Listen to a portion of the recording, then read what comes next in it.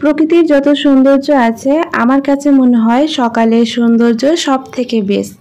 আর সকালের সৌন্দর্য যে এত সুন্দর হয় সকালে না উঠলে কিন্তু সেটা কখনোই অনুভব করা যায় না। তোমরা কি কখনো সকালে চাঁদ দেখেছো?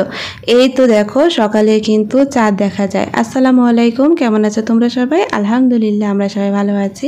তো সকালে উঠে কিন্তু চাঁদ দেখছি, আর এটা কিন্তু প্রায় মাঝে মাঝেই দেখা যায়। যদি সকালে উঠা যায় তাহলে কিন্তু এই দৃশ্যটা চোখে পড়ে। তো আমার কাছে তো বেশ ভালো লেগেছে, আর সেই সাথে তোমাদের সাথেও একটু শেয়ার করলাম। তো যাই হোক, অনেকক্ষণ তো সকালে চাঁদটা দেখলাম। এখন আমি চলে এসেছি সংসারের কাজকর্ম নিয়ে। আর এই গ্লাসগুলো তো প্রতিদিনই ব্যবহার করা হয়, আর বাচ্চাদের ঘর ওরা তো আর সবসময় পরিষ্কার করে না, দেখা যায় পানি খায় আবার রেখে দেয়। তো এতে করে গ্লাসগুলো অনেক ময়লা হয়। তো আমি একেবারে গ্লাস থেকে শুরু করে স্ট্যান্ডার সহ আমি ভালো করে ধুয়ে নিয়েছি। আর সারাদিনের জন্য আমার আর কোনো টেনশন নেই। আর প্রচুর পরিমাণে কিন্তু ধুলাও হয়, এখন যেহেতু বৃষ্টি খুব বেশি একটা হয় না, সেজন্য ধুলার পরিমাণটাও কিন্তু অনেক বেড়ে গেছে। তো দেখা যায় প্রত্যেকটা ফার্নিচার, সেই সাথে টেবিল, তারপর সুরেক, এগুলো তো ধুলা পড়েই থাকে, আর প্রতিদিনই দেখা যায় এগুলো মুছতে হয়। তো চেষ্টা করি আমি যতই কাজ থাকুক না কেন, প্রতিদিন যদি নাও পারি একদিন পর পর হলেও কিন্তু এগুলো পরিষ্কার করার, কারণ এটা তো আমারই কাজ। আর মেয়েদের কাজই কি বলো, সংসারের কাজ করব, রান্না বান্না করব, এই তো, তাই না?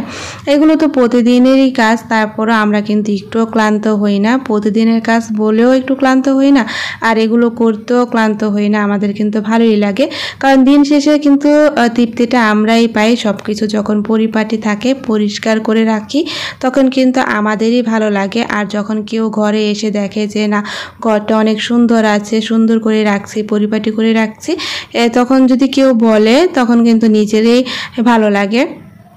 তো সেজন্য এই যে দেখো উপরে যে ডিজাইনগুলো আছে এগুলোর উপরেও কিন্তু অনেক ময়লা পড়ে।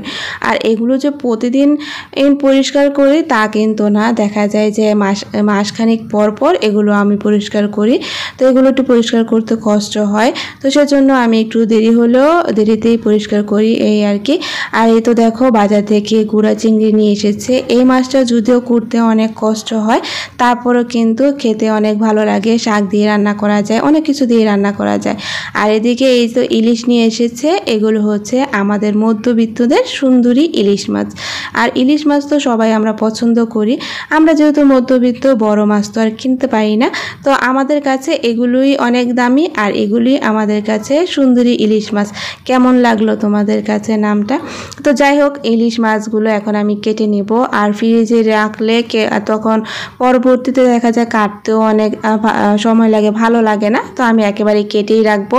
আর গতকালকের জন্য কিছু ভাজবো দুপুরের খাওয়ার জন্য, সেগুলো আমি বাটির মধ্যেই রেখে দিলাম। আর ইলিশ মাছের ডিমটা আমার ছেলে অনেক পছন্দ করে, তো সেজন্য আমি আলাদা করে রাখলাম। তো আজকে পর্যন্তই, তোমরা সবাই ভালো থেকো, আল্লাহ হাফেজ।